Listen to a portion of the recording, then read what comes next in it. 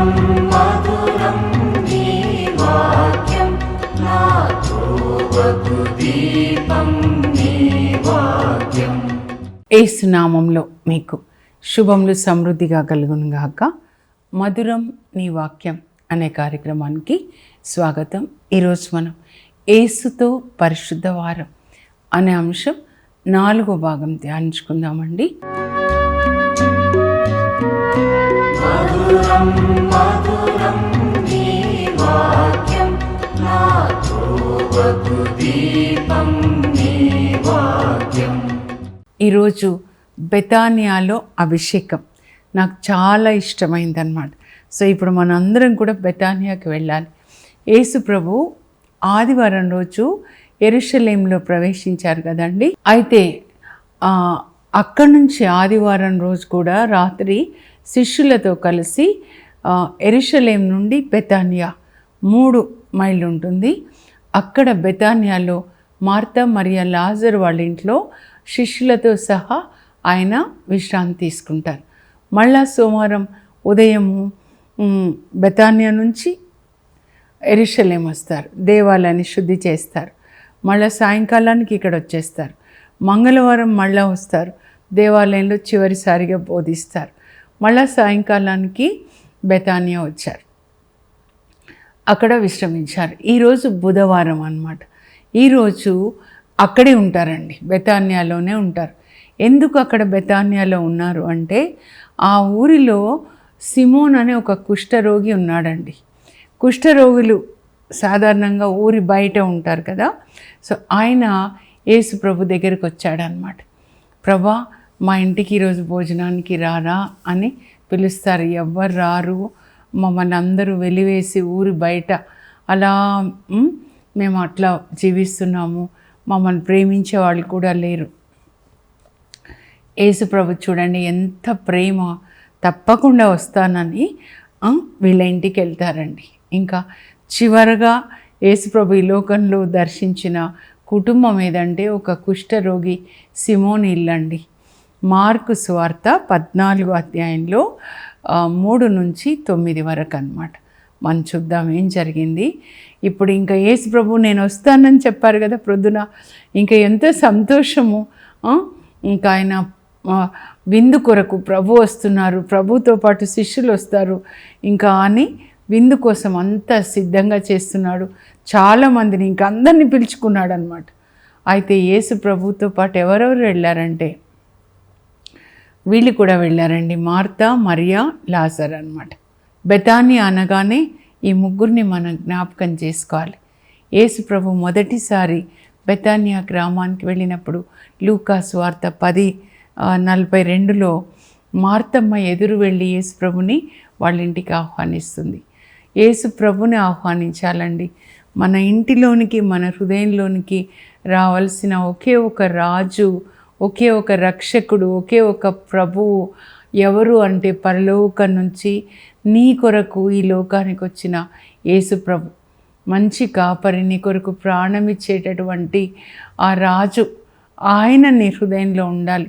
ఈ లోకానికి సంబంధించినవి ఏవి ఉండొద్దండి. ఈ లోకానికి సంబంధించిన మనుషులు కూడా ఉండొద్దు, మనం కూడా ఉండొద్దు. ఈ హృదయము, మనస్సు, ఈ దేహము మనకి ఆయన ఇచ్చిందంతా ఆయన కోసం వాడాలన్నమాట. యేసు ప్రభు వాళ్ళ ముగ్గురిని ప్రేమిస్తున్నాడు అని నేను మొదటి రోజు కూడా చెప్పాను కదా. యోహాన్ 11:5లో రాయబడి ఉంటుంది. ఆయన ఇంకా బెతానియాకి వెళ్తే వాళ్ళ ఇల్లే ప్రార్థనా మందిరం. అప్పట్లో చర్చెస్ లేవండి, 325 వరకు కూడా చర్చెస్ లేవన్నమాట. ఎవరి ఊరికి వెళ్తే ఎవరు మా ఇంటికి రండి అంటే అప్పటి నుంచి వాళ్ళ ఇల్లే చర్చ్ అయిపోతుంది. అక్కడే యేసు ప్రభు బోధించేవాళ్ళు అనమాట. ఇంకా ఈరోజు బుధవారం, పరిశుద్ధ వారంలో బుధవారము కుష్ఠరోగి సిమోన్ ఇంటికి యేసు ప్రభు భోజనానికి వెళ్తున్నారండి. యేసు ప్రభుతో పాటు వీళ్ళ ముగ్గురు కూడా వెళ్ళారు. మరి మార్తమ్మ ఏం చేస్తుంది? మార్తమ్మ ఏం చేస్తుందంటే అక్కడ వంటలు చేస్తుందండి. ఎంత పెద్ద మనసు చూడండి. ఒక కుష్ఠరోగి ఇంటికి వెళ్ళి ఆమె వంట చేస్తుందన్నమాట. ఎంత మంచి మనస్సు, ఆ సేవ చేయడం అన్నమాట. కానాపల్లి పెళ్ళికి మరియ తల్లి ముందే వెళ్ళి అక్కడ వాళ్ళకి వంటలు, ద్రాక్షరసం అన్ని విషయాల్లో సహాయపడుతున్నారు. ఇది అండి యేసుప్రభు అంటారు, నేను సేవ చేయడానికి వచ్చాను కానీ చేయించుకోవడానికి రాలేదు. యేసుప్రభు ఎవరిలో ఉంటే వాళ్ళు సేవ చేస్తారండి. మన చర్చి పునాదులే అవి. మదర్ తెరీసా సిస్టర్సే కాదు, చాలామంది అన్నమాట. యేసు ప్రభువు మనలో ఉంటే ఆయన శిష్యులకి బ్రేక్ఫాస్ట్ తయారు చేసి పెడతాడు. యోహాను సువార్త 21వ అధ్యాయంలో అన్నమాట. అంటే ఒక్కసారి చెప్పారంటే అలా సేవ చేసే అభిషేకాన్ని ఆయన కలిగి ఉన్నాడనమాట కదా. అయితే ఇక్కడ మార్తమ్మ ఏం చేస్తుంది? వంటలు చేస్తూ ఉంది. మరి లాజర్ ఏం చేస్తున్నాడు? పంక్తిలో కూర్చున్నాడు అనమాట. వంట చేసిన తర్వాత వడ్డిస్తారు కదా, యేసుప్రభు కూర్చున్నాడు. అందరూ కూడా పంక్తిలో కూర్చొని భోంచేస్తున్నారు అనమాట. అయితే ఇంకా మరియమ్మ ఏం చేస్తుందంట? మరియమ్మ వస్తుందండి. ఎట్లా వస్తుంది? విలువైన స్వచ్ఛమైన పరిమళ ద్రవ్యాన్ని, జటామాంసి పరిమళ ద్రవ్యాన్ని ఒక పాత్రలో తీసుకొని వచ్చి యేసుప్రభు శిరస్సు మీద ఇలా పోస్తుందన్నమాట. పోస్తూ యేసుప్రభుని అభిషేకిస్తుంది. అబ్బా, ఆమె అట్లా యేసుప్రభు శిరస్సు మీద పరిమళ ద్రవ్యాన్ని పోస్తుంటే ఆ పరిమళ ద్రవ్యంతో, ఆ సువాసనతో అన్నమాట ఆ గది అంతా కూడా, ఎక్కడైతే విందు జరుగుతుందో విందుశాల అంతా సువాసనతో నింపబడింది. అందరూ తినడం ఆపేసి అబ్బా ఎంత బాగుంది, గుండు మల్లెలు పెట్టుకొని వస్తే ఎంత వాసన వస్తుంది కదండి, అలా అంత సువాసన అన్నమాట. అప్పుడు యేసుప్రభు కూడా ఆనందిస్తున్నారు. ఇలా సువాసన ఆమె అలా అని పోస్తూ ఉంటే ఆ పరిమళ ద్రవ్యం అలా కిందికి యేసుప్రభు శిరస్సు మించి ఇలా వస్తుందన్నమాట. ఆయన కూడా ఆనందిస్తున్నారు. అయితే ఒకరు డిస్టర్బ్ చేస్తారు ఆనందాన్ని అన్నమాట. ఎవరు అనంటే యూదా ఇస్కారియేతు. ఈ వృధా వ్యయం ఎందుకు, దీనిని ఈ పరిమళ ద్రవ్యాన్ని 300 దీనారంలోకి అమ్మి పేదలకి దానం చేయొచ్చు కదా అని. 300 అంటే 3 లక్షల్లాగా చూడొచ్చండి. మరియా, ఈ బెతానియా మరియా తన డబ్బంతా కూడబెట్టుకొని యేసు ప్రభుని అభిషేకించడానికి వాడిందనమాట. ఈ వేస్ట్ ఎందుకు అని ఎప్పుడైతే యూదా ఇస్కారియేతు అంటాడో ఆమె ముఖం చిన్నగా అయిపోతుంది అనమాట. అప్పటి వరకు సంతోషంగా ఆనందంగా అభిషేకిస్తుంది యేసు ప్రభుని. అప్పుడు ఆమె ముఖం చిన్నగా అయిపోతే యేసు ప్రభు అంటారు, ఎందుకు ఆమెను నొప్పిస్తున్నారు? ఈమెను మీరు ఏల నొప్పించెదరు? ఈమె నా కొరకు మంచి పని చేసింది. పేదలు ఎప్పుడు మీతో ఉంటారు కదా, నేను మీతో ఇంకా ఎల్లప్పుడూ ఉండను. ఈమె నా భూస్థాపనార్థం ముందుగానే నా దేహాన్ని పరిమళ ద్రవ్యంతో అభిషేకించింది. ఆ మాటలు చూడండి. ఇప్పుడు యేసు ప్రభు మరణించిన తర్వాత, ఇది బుధవారం, ఇంకా 2 రోజులే, శుక్రవారం రోజు ఆయన మరణిస్తారు. మరణించిన తర్వాత సిలువ నుండి ఆయనని దింపి ఈమైతే సేరున్నర పరిమళ ద్రవ్యం, జటామాంసి పరిమళ ద్రవ్యాన్ని తీసుకొస్తే నికోదేము ఆయన 150 సేర్ల పరిమళ ద్రవ్యాన్ని తీసుకొని వచ్చి యేసు ప్రభు దేహాన్ని పరిమళ ద్రవ్యంతో అభిషేకిస్తాడు. ఆ స్థలం మేము చూసామండి. అక్కడ కల్వరి కొండ దగ్గర అన్నమాట. ఇప్పుడు చర్చ్ ఆఫ్ అసెన్షన్ అంటారు. సిలువ నుండి దించి ఇక్కడే పెట్టారు అని మాకు గైడ్ చెప్పారనమాట.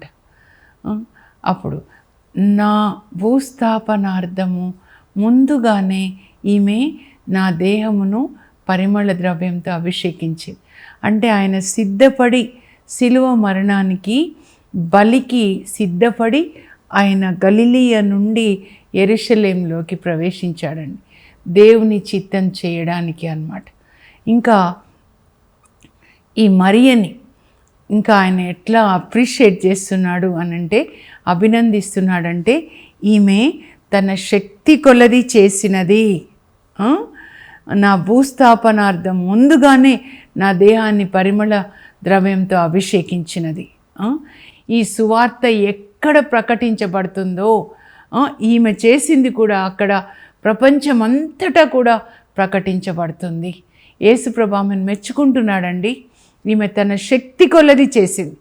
మనల్ని కూడా మెచ్చుకోవాలి. స్త్రీలందరికీ చెప్తున్నాను, మన శక్తి కొలది ప్రభు కోసం మనం చేయాలి. మొదటి చర్చి ప్రపంచంలో సెయింట్ హెలీనా కట్టిస్తారండి. అక్కడ కల్వరి కొండ మీద క్రీస్తు 325 అన్నమాట. లిడియా ఫస్ట్ యూరోపియన్ అన్నమాట. అపోస్తుల కార్యాలు 16లో పౌలు బోధన వల్ల ఆమె రక్షించబడి తర్వాత ఆ యూరోపియన్ కంట్రీ అంతా ఈరోజు యేసుప్రభుని నమ్ముకున్నారంటే ఆమె చేసిన సేవ అన్నమాట. వాళ్ళ ఇంట్లోనే చర్చి. తర్వాత పౌలుకి ఆమె ఎంతో హెల్ప్ చేస్తుందండి. అలా మనందరము స్త్రీలు లేవాలి. మీరు సువార్త బోధిస్తే, మీరు పేదవాళ్ళకి సహాయం చేస్తే అది యేసుప్రభుని అభిషేకించినట్లు అన్నమాట. మదర్ తెరీసా తల్లిలాగా మంచి పనులు చేయండి. మీరు ఎప్పుడెప్పుడు మంచి పనులు చేస్తారో యేసుప్రభు పేరిట యేసుప్రభుని అభిషేకించినట్లే. అయితే సెయింట్ హెలీనా ప్రపంచంలో మరి మొట్టమొదటి చర్చి కట్టిస్తుందండి. క్రీస్తు 325లో. అప్పటి వరకు చర్చెస్ లేవు, హౌస్ చర్చెస్ ఇంట్లోనే అన్నమాట. యేసు ప్రభు మరి సిలువలో మరణించి పునరుత్థానుడై పరలోకానికి వెళ్ళిన తర్వాత అపోస్తులు పరిశుద్ధ ఆత్మని పొంది ముందుగా పేతురు ప్రసంగాన్ని చేస్తాడు. అపోస్తుల కార్యాలు మనం చూస్తాం. అప్పుడు 3000 మంది యేసు ప్రభుని సొంత రక్షకునిగా అంగీకరిస్తారు యూదులు. ముందుగా ఆ చర్చి అక్కడే పుడుతుంది పెంతెకోస్తు దినాన. ఆ తర్వాత కుంటివానికి స్వస్థత ఇచ్చినప్పుడు పేతురు దేవాలయం దగ్గర కూర్చున్నటువంటి ఆ కుంటివానికి ఆ ప్రసంగాన్ని విని ఇంకొక 2000 మంది రక్షణలోకి వస్తారు. అలా సంఘం పెరుగుతూ ఉంటుందన్నమాట. అలా సువార్త బోధన జరుగుతూ ఉంటుంది. అయితే ఈ రోమా చక్రవర్తులు క్రైస్తవుల్ని హింసిస్తారండి. అందువల్ల వాళ్ళు మరి ఇండ్లలోనే రహస్యంగా యేసు ప్రభుని ఆరాధించుకునేవాళ్ళు. రోమ్లో కూడా పునీత ఆగ్నెస్ వాళ్ళ ఇంట్లో ఆరాధన అలా జరిగేదన్నమాట. ఇండ్లల్లో ఆరాధన జరిగేది. క్రీస్తు 312 వరకు రోమా చక్రవర్తులు క్రైస్తవులని, క్రైస్తవ నాయకులని వాళ్ళు హింసిస్తూ మరి సింహాలకి వేస్తూ, గొడ్డలితో నరుకుతూ, గడ్డివా మీద కాలబెడుతూ, వీధి దీపాలుగా వాడుకుంటూ అలా వాడుకున్నాడు నీరో చక్రవర్తి. అలా ఉండిందండి. అయితే ఇంకా 312లో మరి యేసు ప్రభు రోమా చక్రవర్తి కాన్స్టంటైన్ని పట్టుకుంటారండి.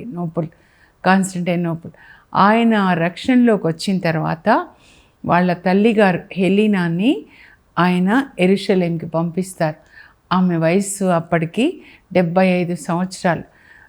ఆ చక్రవర్తి తల్లిగారు హెలీనా మహారాణి రోమ్ నుంచి మరి యెరూషలేంకు దాదాపు 2000 మైళ్ళు ప్రయాణం చేసి అక్కడ కల్వరి కొండ మీద ఉన్న చెత్తంతా తీసేసి అక్కడ దేవాలయాన్ని కట్టిస్తారు.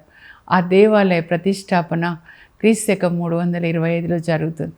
ఆ తర్వాత అన్ని ముఖ్యమైన ప్లేస్లు బెత్లెహేంలో యేసు ప్రభు పుట్టిన చోట, ఆ తర్వాత ఓలివ కొండ మీద పరలోకానికి యేసు ప్రభు వెళ్ళిన చోట, ఆ తర్వాత హెబ్రోన్లో త్రియేక దేవుని దేవాలయం, అబ్రహాంని ముగ్గురు దేవుడు దేవదూతలు సందర్శిస్తారు అక్కడ.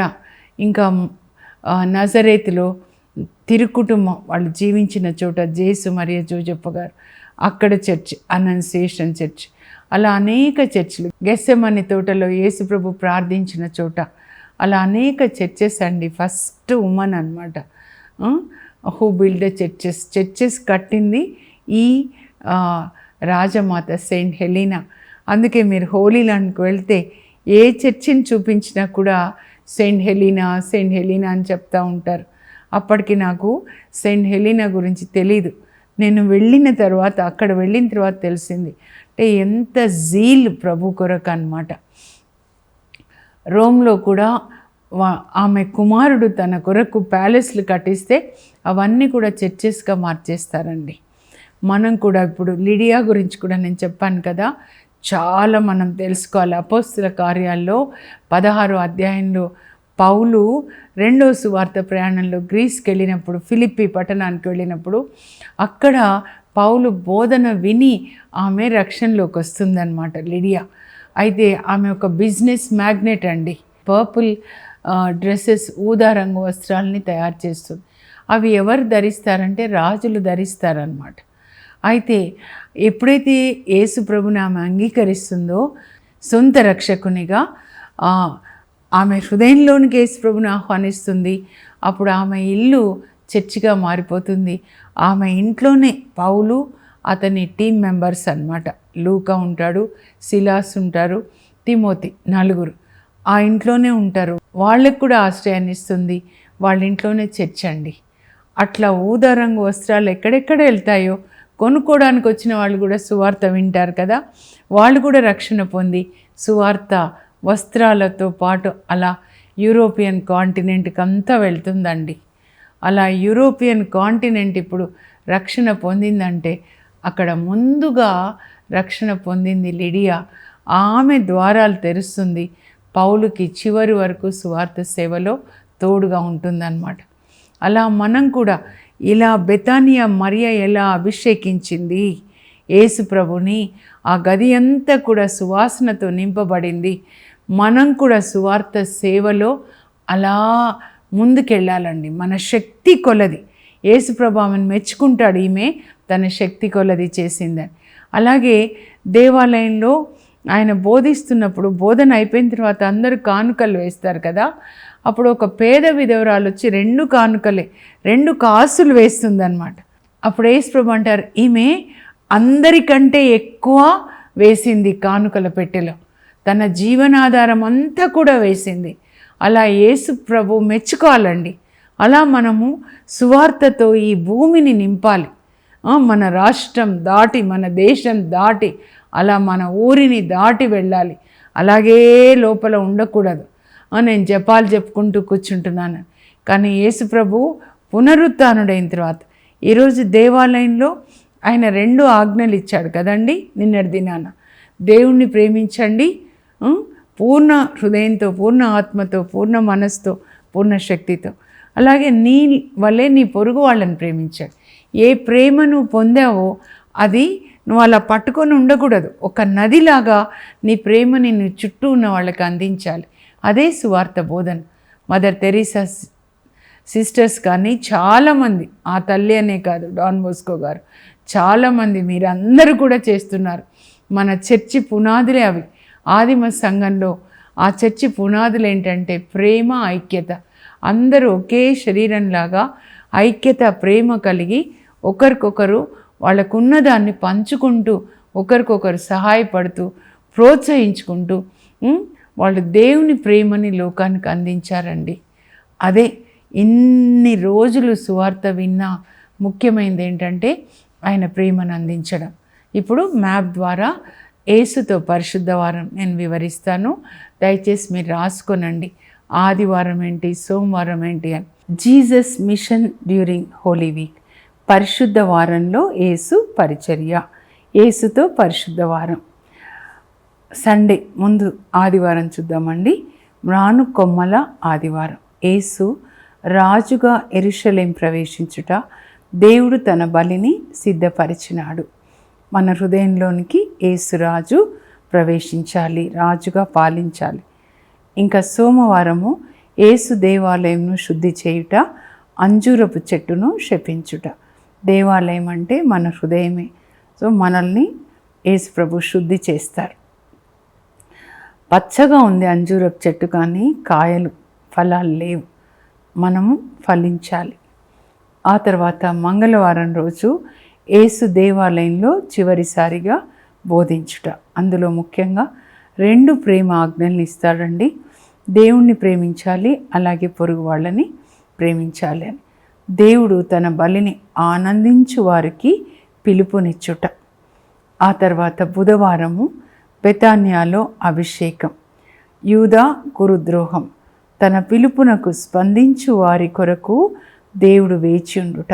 ఎలా మరియ అభిషేకించిందో మనం కూడా మన ప్రేమ క్రియల ద్వారా, నీతి క్రియల ద్వారా యేసు ప్రభుని అభిషేకించాలి. ఆ తర్వాత పరిశుద్ధ గురువారం, కడరాత్రి భోజనం. కడరా భోజన సమయంలో యేసు తన రక్త మాంసములను అర్పించుట, దేవుడు తన బలిని అర్పించుట. యేసు ప్రభు తన శిలువ మరణం ద్వారా మనల్ని రక్షించారు. ఆ తర్వాత పరిశుద్ధ శుక్రవారం, యేసు శిలువపై మరణించుట, దేవుడు సువాసనతో కూడిన బలి అర్పణగా క్రీస్తు బలిని అంగీకరించుట, మన పాపములను క్షమించుట. ఆ తర్వాత శనివారం, వెలుగు శనివారం అంటారండి.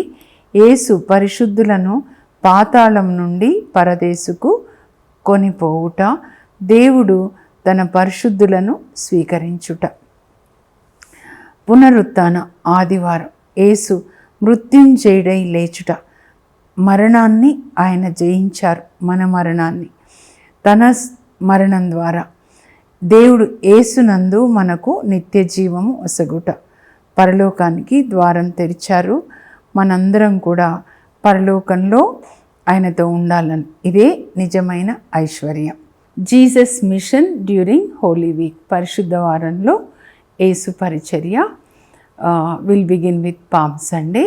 Palm Sunday, Jesus enters as the king of heaven and our king. God prepared his sacrifice.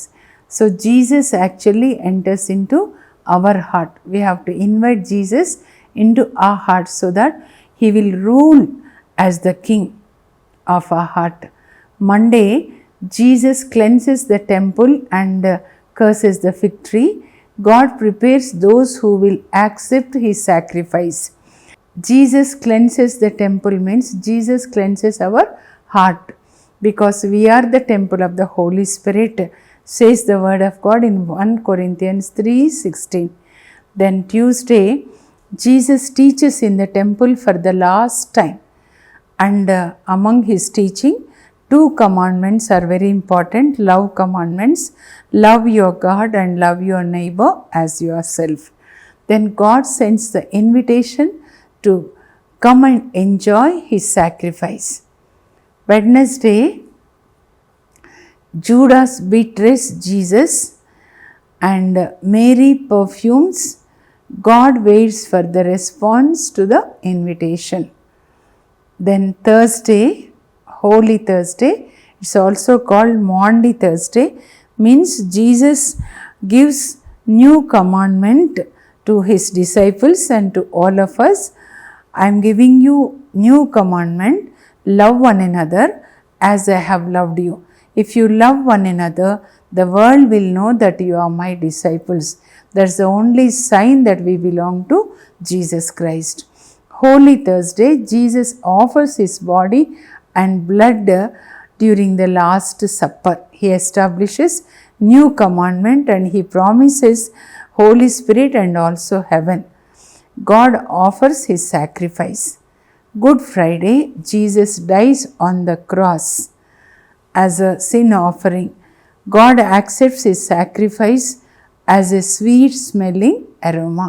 He dies for all of us on the cross for our sins. Bright Saturday, Jesus takes the saints from Hades to paradise. God receives his saints to him.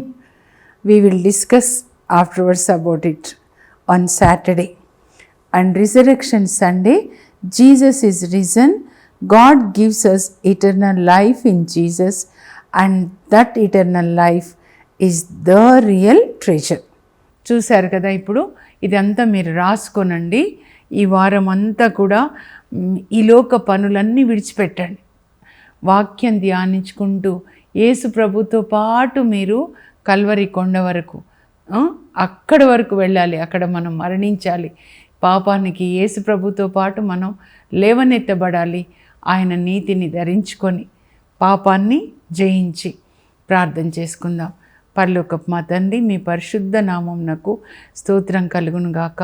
Bethania Mariya ఎలా మిమ్మల్ని అభిషేకించిందో ప్రభా, మేము కూడా మా సువార్త బోధన ద్వారా, మంచి పనుల ద్వారా ప్రభా, సేవ చేయడం ద్వారా, నీతిగా జీవించడం ద్వారా, ప్రేమగా జీవించడం ద్వారా మిమ్మల్ని అభిషేకించాలి ప్రభా. ఆ కృప మా అందరికీ దయచేయండి. మా శక్తి కొలది మేము మీ కొరకు పని చేయడానికి అభిషేకం ఈ బిడ్డల మీద దిగివచ్చునుగాక. యేసు నామంలో అడుగుచున్నాం తండ్రి, ఆమేన్.